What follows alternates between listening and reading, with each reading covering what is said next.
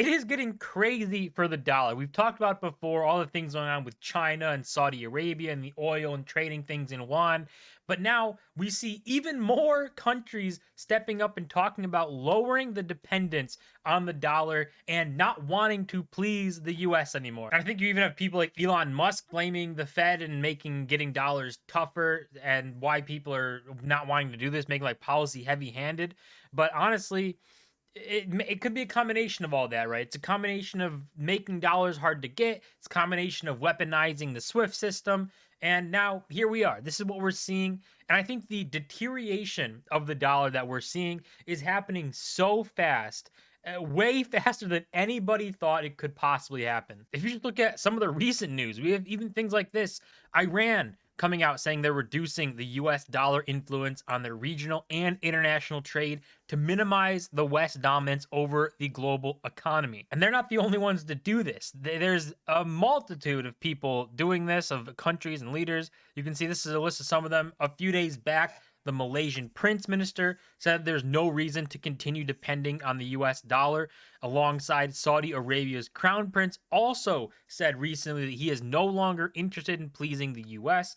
And then even France's president asserted a few hours back that Europe must reduce its dependency on the US. So you can see this all kind of like backfiring on the US. A lot of things going on. And when you have the oil countries saying that they aren't going to do trade in the dollar, they're ditching the dollar, they're not happy using the dollar, that's a massive, massive blow to the dollar. I mean, the literal name of the nickname of the dollar is the petrodollar. That's the only thing that gives it power in this global economy. And if it doesn't have that, and people stop trading oil in dollars, it's going to lead to a massive problem for the US and for the dollar because people aren't going to want it. That's going to bring the value down. That's just going to cause so many problems. And right now, the reason why the inflation isn't as bad as like it's other places of the world is because the US can export inflation because of the global reserve currency status. But also looking at this, that's kind of shocking is you have the French president who came out and said that he thinks that Europe as a whole should stop the US dollar dominance and kind of wean themselves off of the dependency of the US, which is a massive statement, right? That's all of Europe, that's NATO, that's a lot of things. It's one person right now, right? But things are going in this direction very quickly. It started with China and kind of Brazil and some oil trade done in the yuan. Now it's moving to the oil countries are like hating the US. The Europe is starting to hate it. France at least comes out and says this. If that goes around Europe and Europe says they're done with it, the dollar is in massive trouble. Because right now, currently, the dollar really is the cleanest of the dirty laundry in these world currencies, right? Would you want to hold dollars, yuan, euros, pounds, rubles? Like, would you want to hold, what currency would you want to hold? A lot of people would pick dollars, but it does seem like that's changing. That's something that a lot of people would lean on for the dollar dominance, saying, you know, the dollar, that people will always want and need the dollar.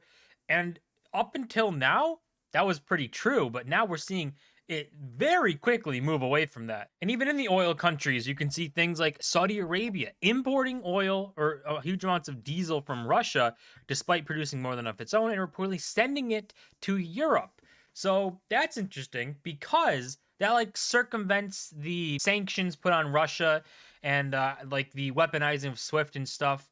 So it kind of circumvents that, and obviously would be something the US doesn't like. But now it seems like Saudi Arabia doesn't care. So everything seems to be deteriorating at a very quick pace, a lot faster than I would have expected and anyone in the world would have really expected. And even some quotes out of Trump recently saying, you know, he says that China will probably displace the US dollar as the number one currency in the world. So the only problem with this that I see is that no one would really want to hold yuan because you can't trust China, right? You really can't trust them. If you go against China, they're just going to freeze your accounts. They're going to stop you. They're going to really, really go after you. And I mean, we saw the US do that with Russia and the war, and they kind of weaponized SWIFT. But I think a lot more people are all right with that than aren't, even though it is weaponizing this dollar system. But for China, I just don't think the trust is I don't think people want to trust China. But who knows? I could be absolutely wrong. I mean, we're seeing the speed at which people are ditching the dollar, but maybe we're looking at more of a world where instead of it's mostly it's like right now like 60% dollars or something.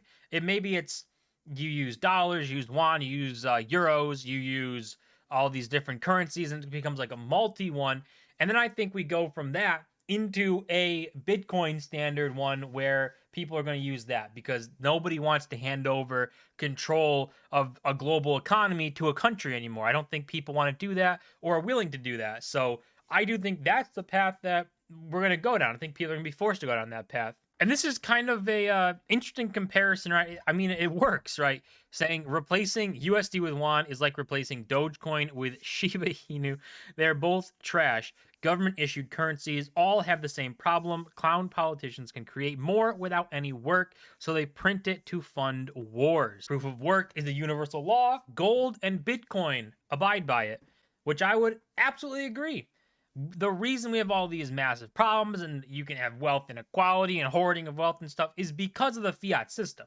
If we have hard money, this wouldn't be happening. We would have a much better system, a much better layout. But once we ditched hard money with the gold standard on the dollar, we're now seeing what happens with that, and lots of problems come up with money and relate and like affording for houses, affording living, and cost of living skyrockets, and your savings get devalued. Well, people who invest in stocks or stuff get enriched because the money printer gets turned on. So we see a lot of things that is good from proof of work, which is hard money that can actually fix a lot of things. So at the end of the day, it might just be a story of no government currency is worth it, which I would agree with. You got to go to hard money, which is gold or Bitcoin, right? And in the digital age, I don't think we can go back to gold. We're going to go back, we're going to go forward to Bitcoin. And I think that's where the world is heading. Not really anytime soon, not like next year, I wish, but probably over the next 10, 20, 30 years, we're going to start to see a Bitcoin standard, trade being done in Bitcoin, people settling international trade in Bitcoin.